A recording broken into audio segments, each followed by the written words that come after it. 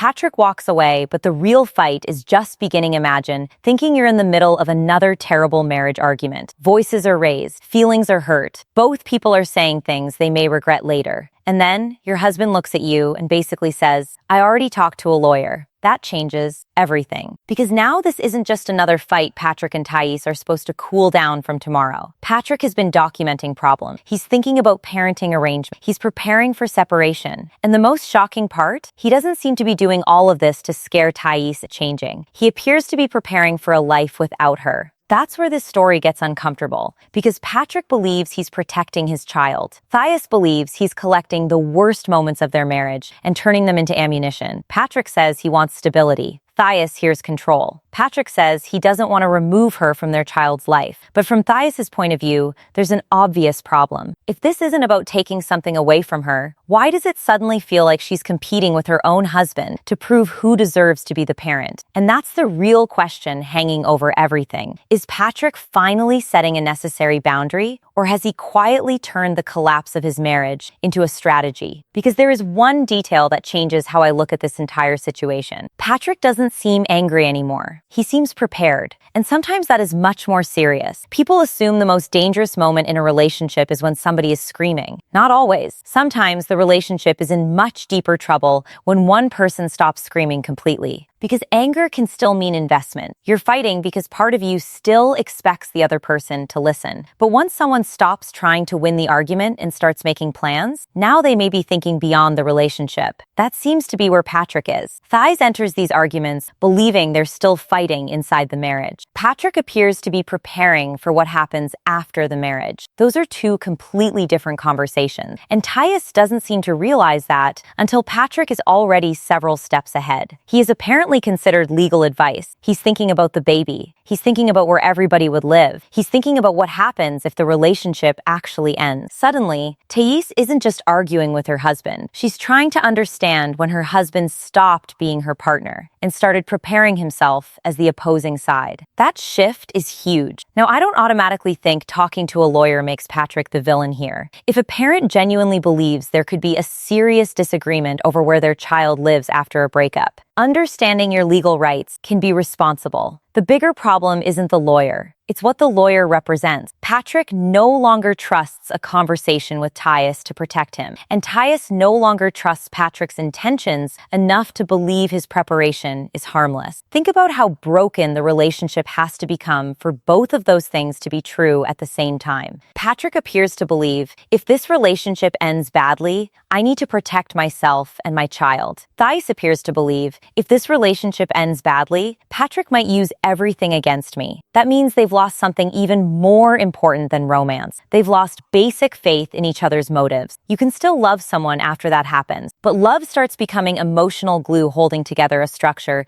that no longer feels safe. And that becomes even clearer when we get to the alleged threats about the baby. Patrick's position is that Thaís has said things suggesting she could leave with their child if the relationship ends. Thaís' position is basically that Patrick is taking emotional statements from heated arguments and making them sound much more calculated than they were. And this is exactly where viewers would divide, because one sentence can feel completely different depending on which side of the argument you're standing on. Imagine Thaís saying during a horrible fight, "If this keeps happening, I'm taking my baby and leaving." Maybe in her mind, that means I'm overwhelmed, I'm angry, I need to get away from this situation. But Patrick might hear, "If you leave me, I'm going to make sure you lose access to your child." Same words, completely different emotional meaning. Now imagine Patrick quietly remembers it, writes it down, keeps track of similar arguments, possibly discusses those conversations with legal counsel. Then, months later, Thaís realizes that statements she made while angry have effectively been saved as evidence. Of course, she's going to feel betrayed. And Patrick is probably going to respond, "I wasn't betraying you. I was protecting myself." That is how couples end up living in two separate realities while occupying the same house. Patrick sees preparation. Thaís sees prosecution. Patrick sees warning signs. Thaís sees her worst moments being stripped of context. And once both people believe their interpretation is the only reasonable one, the marriage becomes almost impossible to repair. Because now they aren't debating what happened. They're debating what the event means. That's much harder. And I think Patrick's language reveals something even bigger. He doesn't seem focused on fixing trust anymore. The question has changed from how do we save this marriage to how do I make sure the baby has stability? That sounds responsible. And maybe part of it is. But notice what quietly happens when Patrick frames the issue that way. If Patrick represents stability, where does that leave Thaís? If Patrick is the parent protecting the child, what does that make her? Nobody even has to call Thaís unstable directly. The frame does the work for you. And I think that is exactly why Thaís reacts so strongly. She isn't only hearing, Patrick thinks I'm difficult to be married to. She may be hearing, Patrick thinks I'm not good enough to be trusted as a mother. That hits at a completely different level. Criticize somebody as a spouse, and they may argue back. Make them feel like you're questioning their identity as a parent. Now you're touching something much deeper. And this is where Thaís' accusation about control becomes important. Control does not always look like somebody saying, you're not allowed to do this. Sometimes, control comes from deciding what the entire conversation is about. If Patrick gets to define himself as the responsible one, then Thaís immediately has to defend herself against being seen as irresponsible. If Patrick gets to define himself as the parent thinking logically, then every emotional reaction from Thaís can suddenly be used to reinforce his point. That creates a trap, because the more frightened Thaís becomes, the more emotional she may get. The more emotional she gets, the calmer Patrick looks by comparison. And the calmer Patrick looks, the stronger his argument about being the stable parent can appear. That doesn't automatically mean Patrick is manipulating the situation, but it does mean this dynamic can become incredibly unfair very quickly, especially when a marriage reaches the point where every disagreement feels recordable.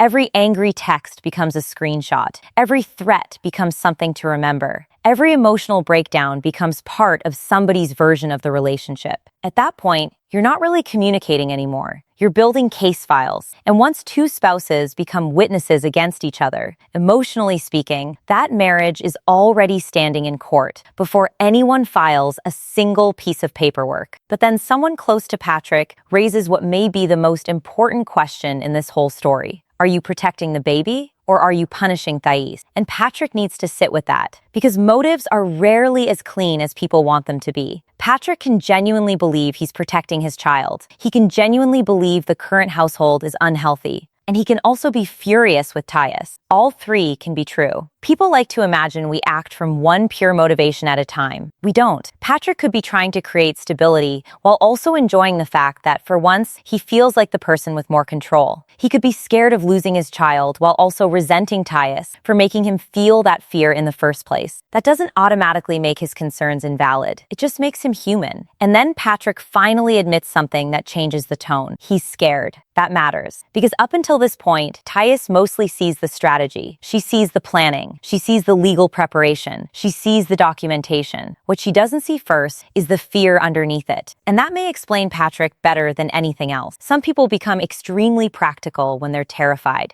They make lists, they organize finances, they make backup plans, they research every possible outcome. They try to control the details because emotionally they feel like they're losing control of everything. Patrick's calmness may not mean he doesn't care. It may mean caring has become so overwhelming that he's switched into problem-solving mode. But here's the tragedy. That's not what Thaís experiences. Patrick's internal message may be, I'm terrified I'm going to lose my family. What reaches Thaís is, I've been preparing to beat you. Those messages are miles apart. And if neither person knows how to translate what they're actually feeling, there's almost no chance they hear each other correctly. Then, Patrick makes the decision Thaís clearly wasn't ready for. The separation isn't temporary. He isn't asking for a weekend away. He isn't saying, maybe we can try again after some space. He is done. And I think this is exactly where viewers would split into camp. One side would probably say Patrick finally hit his limit. If a home has become nonstop conflict, staying together for the child isn't automatically noble. Children do not benefit from two married parents simply because those parents share an address. They benefit from emotional safety, consistency, predictability, adults who aren't turning every dinner, bedtime, or car ride into another battlefield. Sometimes two calmer homes really can be healthier than one miserable home. That part of Patrick's argument deserves to be taken seriously. But the other side would look at how he prepared and say, hold on, this didn't feel like two people reaching a breakup together. This looked like Patrick quietly built his exit plan while Thaís was still operating like they were fighting through another rough patch. He has thought about legal options. He has thought about where he'll stay. He has apparently documented problem. He already has ideas about parenting. And Thaís is discovering pieces of the plan after Patrick has already made major decisions. That's where the process starts feeling cold. Because Patrick absolutely has the right to decide he doesn't want to remain married. Nobody needs permission to end a relationship. But parenting isn't the same. Patrick can decide, I'm leaving this marriage. He cannot simply decide. And therefore, my version of how parenting should work automatically wins. Those are two different things. And Thaís knows it. That's why she asks why he's giving up instead of trying harder. Patrick's answer is basically that the constant fighting has changed the environment of the home. And that may actually be his strongest point. Relationships usually don't collapse because of one giant argument. They collapse when conflict becomes the atmosphere. You're no longer having fights. You're living inside one long fight with occasional commercial breaks. Every normal conversation has old resentment sitting underneath it. Who apologized last? Who sacrificed more? Who works harder? Who cares more? Who started the argument? Who is more responsible? And eventually the most dangerous question enters the room. Who is the better parent? Once you reach that point, the marriage stops feeling like a partnership and starts feeling like a scoreboard. And nobody wins a relationship through scoring more points. You just become very good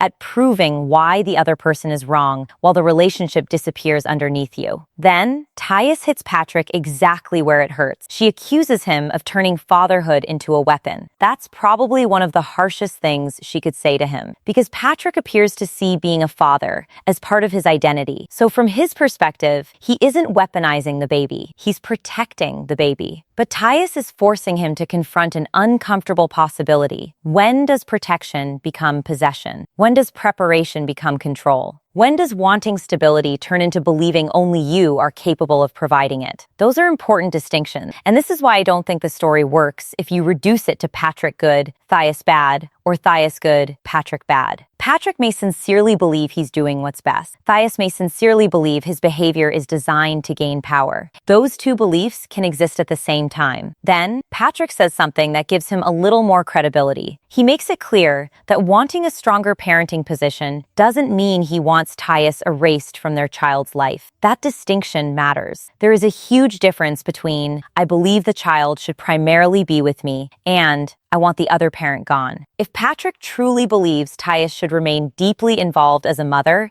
then his motivation looks less like revenge. But saying that during a breakup is easy. The real test comes 6 months later, a year later, 3 years later. When one person starts dating again, when somebody wants to move, when a holiday schedule becomes inconvenient, when the child gets sick on the other parent's weekend, when one parent disagrees about school, when new partners start having opinions, that is where co-parenting gets difficult. Everybody talks about custody like it's mainly about who gets which weekend. That's the simple part. Co-parenting means maintaining enough respect for somebody you may deeply resent to keep making decisions with them for years. You can divorce your spouse. You cannot divorce the fact that they are still your child's parent, and neither Patrick nor Thaís seems emotionally prepared for what that really requires. Then the power dynamic begins to shift. Thaís realizes Patrick's position may not be as unbeatable as she initially feared. And that realization is important because fear has been controlling her reactions. Patrick has documentation? Fine, Thaís can document too. Patrick has his version of the marriage? Thaís has hers. Patrick can point to arguments? Thaís can point to everything she has contributed as a mother. Now she stops simply reacting to Patrick's plan and starts thinking about her own position. And this is where her strongest argument starts to take shape. A parent's contribution cannot be measured only by the ugliest moments of their relationship. Thaís can think about the routines, the nights, the appointments, the emotional labor, the 1,000 tiny things that happen when nobody is watching. And I think a lot of viewers would connect with that immediately. Parenting work is often invisible. One parent may earn more and think, I provide stability. The other may spend more day-to-day time caring for the child and think, I'm the one actually creating the routine. Both may feel completely unappreciated. And both may have legitimate reasons. Money matters, time matters, emotional availability matters, routine matters, safety matters, consistency matters, patience matters. There is no parenting calculator where you enter income, diaper changes, doctor visits, bedtime stories, and emotional breakdowns and the screen flashes. Congratulations. You are officially the better parent. And thank God there isn't, because reality television would have that app sponsored by episode 3. But this is exactly why Thaís is so disturbed by Patrick's documentation. Her fear is that he is reducing her entire identity to the worst moments of the marriage. Maybe some of those moments happened exactly the way Patrick remembers them. That still doesn't automatically mean they tell the whole story. A collection of true moments can create a misleading picture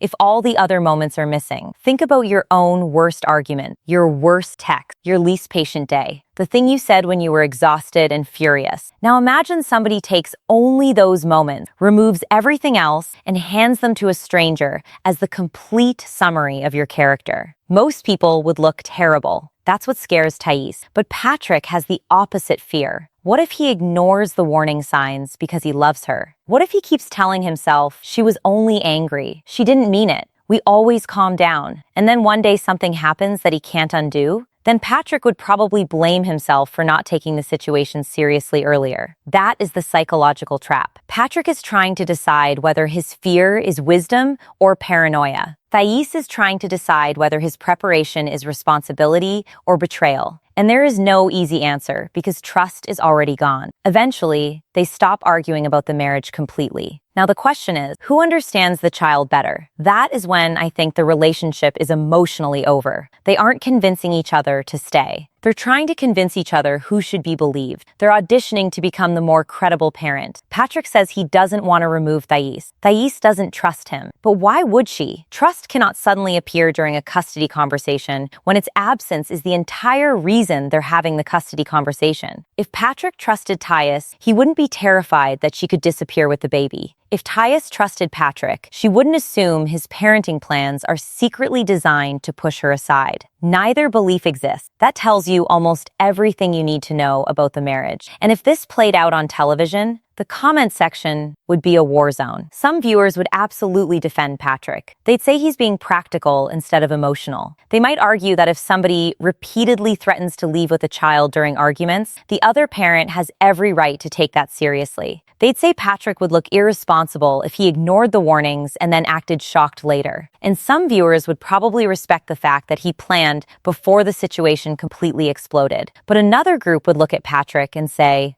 no. The moment you secretly start documenting your spouse while continuing the relationship without being transparent about how serious things have become, you've crossed into something else. Those viewers would ask why Patrick didn't push harder for counseling. Why not mediation? Why not clearly defined boundaries? Why not an honest conversation about what each person fears? Why jump from marital conflict into quiet preparation for a parenting battle? And then there would be the third group, the group that says both Patrick and Thaís helped create this disaster. And I think that may be the most interesting interpretation. Thaís gets angry and uses extreme language. Patrick hears those threats and becomes more strategic. Thaís sees Patrick becoming more controlling and feels trapped. She reacts more emotionally. Patrick sees the emotional reaction and becomes even more convinced that he needs control and preparation. Now they're trapped inside a feedback loop. Patrick says, I plan because you're unpredictable. Thaís says, I become emotional because you're controlling. Patrick says, I take control because you make threats. Thaís says, I make threats because you never hear me until I reach my breaking point. And around the circle they go. That's how toxic relationship patterns survive for years. Everybody believes they are reacting. Nobody recognizes that their reaction has become the other person's trigger. The only way that cycle ends is if somebody changes their behavior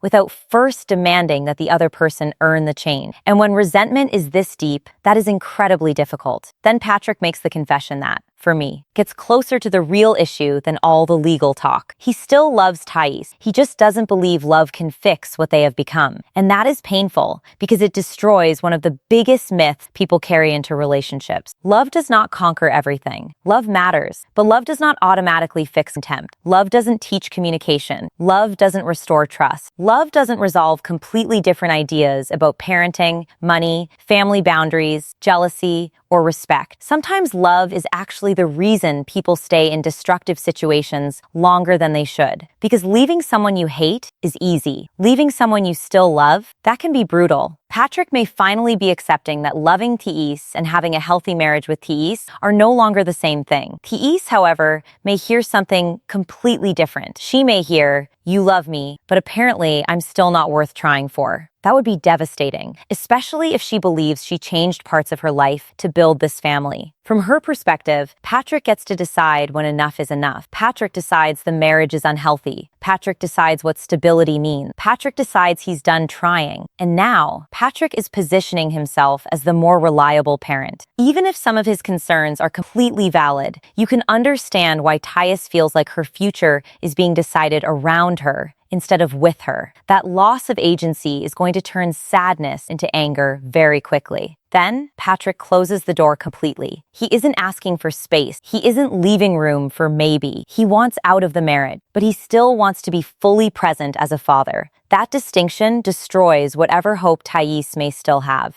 A temporary separation gives you something to wait for. A permanent separation gives you something to grieve, and grief changes the entire tone. Then comes the goodbye. Patrick leaves the house, and I actually think the calmness makes the scene heavier. Another screaming match would almost be easier. Thaís could yell back. She could defend herself. She could throw every old argument into the room again. But calm finality gives you nothing to fight with. Patrick says goodbye to the baby. And suddenly the arguments feel much smaller. The lawyer talk disappears. The documentation disappears. The question of who was right disappears for a minute. You just have a father walking away from the home where his child is staying, and a mother realizing that tomorrow morning is not going to look the way yesterday morning did. That's the part of separation nobody wins. Even when ending the relationship may be the healthier choice, there is still that first night, the missing clothes, the empty side of the bed, the changed routine, the child who doesn't understand the adult explanation for why one parent isn't there. People can threaten to leave 100 times. Actually walking out that door feels completely different. Patrick's message is that he may be leaving Thaís, but he isn't leaving his responsibility as a father. That is exactly what he should believe. Whether he can live it consistently is the real question, because what comes next may be harder than the breakup. The breakup only requires Patrick and Thaís to accept that the marriage failed. Co-parenting requires them to build a completely new relationship with the person they currently trust the least. Think about that. Patrick needs to trust that Thaís deeply loves their child, even when he disagrees with her choices. Thaís needs to trust that Patrick is not secretly trying to replace her. Patrick has to stop treating every conflict like a problem he can solve through strategy. Thaís has to learn how to communicate anger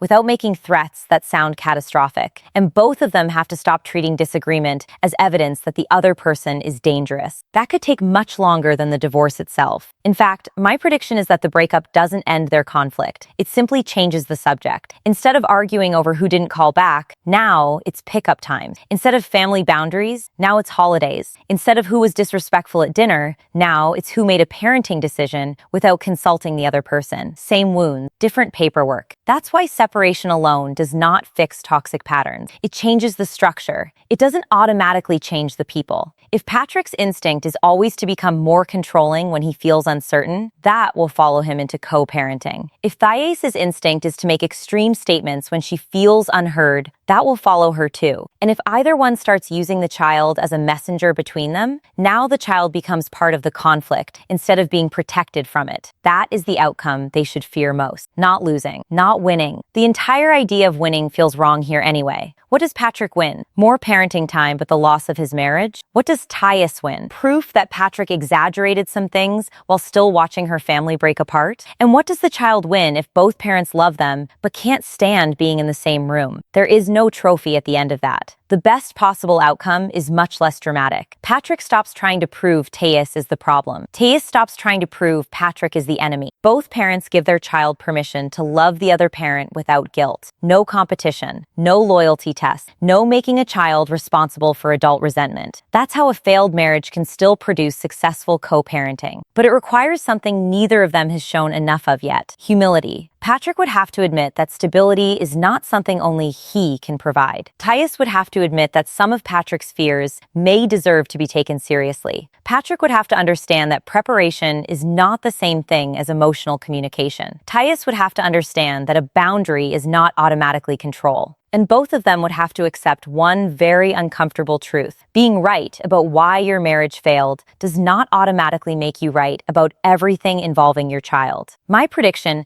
is that Patrick initially feels relief after leaving. No constant argument, no wondering what mood he's walking into, no feeling trapped in the same emotional cycle. For a while, that freedom may make him believe he made the decision at exactly the right time. But breakup relief can be deceptive. After the adrenaline disappears, grief usually has room to show up. That's when Patrick may miss the everyday version of the family he just lost. Not necessarily enough to want the marriage back, but enough to wonder whether things truly had to reach this point. Thaís may move through it differently. First comes anger, then determination. She'll want to prove nobody gets to define her as an incapable mother. That mission may keep her moving for a while. But once the immediate battle becomes quieter, the grief could finally catch her too. And that's where reconciliation becomes dangerous, because missing somebody is not the same thing as being compatible with them. If Patrick and Thaís reunite simply because separation hurts, but neither changes the behavior that destroyed the marriage, then congratulations, they've just restarted the same season from episode 1. The stronger path would be learning to function separately first. Let Patrick learn how to communicate without turning fear into strategy. Let Thaís learn how to express anger without using language that can sound like a threat. Let both of them prove they can prioritize the child without constantly measuring themselves against the other parent. Then, if some future version of them ever considers rebuilding the relationship, at least they would be making that decision from growth instead of panic. And that brings me back to where this started. Patrick walking away does not automatically make him cruel. Thaís fighting back does not automatically make her manipulative. Both of them appear to believe they're protecting something. Patrick is trying to protect stability. Thaís is trying to protect her place as a mother. And underneath the strategy, the accusations, the anger, and the legal preparation, I think they're reacting to the same basic emotion: fear. Patrick fears losing access to his child. Thaís fears being pushed out of her child's life. Patrick responds to fear by planning. Thaís responds to fear by fighting. And those reactions only make the other person more afraid. That is why Patrick walking out of the house isn't really the ending. It's the beginning of the harder part. Anyone can say, "I'll always be there for my child." The real test comes when being there becomes inconvenient, when you're furious with the other parent, when they start dating, when your child comes home talking excitedly about something they did at the other house, and you feel that little flash of jealousy, when you disagree about school, when a holiday doesn't go your way, when you believe you're right but still have to compromise. That is when co-parenting gets tested, not during the dramatic goodbye. So I don't think the real question is whether Patrick wins. And I don't think the real question is whether Thaís wins. The question is whether two people who could no longer be healthy partners can somehow become healthier parents. Because if they keep competing, the baby becomes the prize. If they finally grow emotionally, the baby becomes the reason they stop competing. And that is a massive difference. So where do you land? Was Patrick right to walk away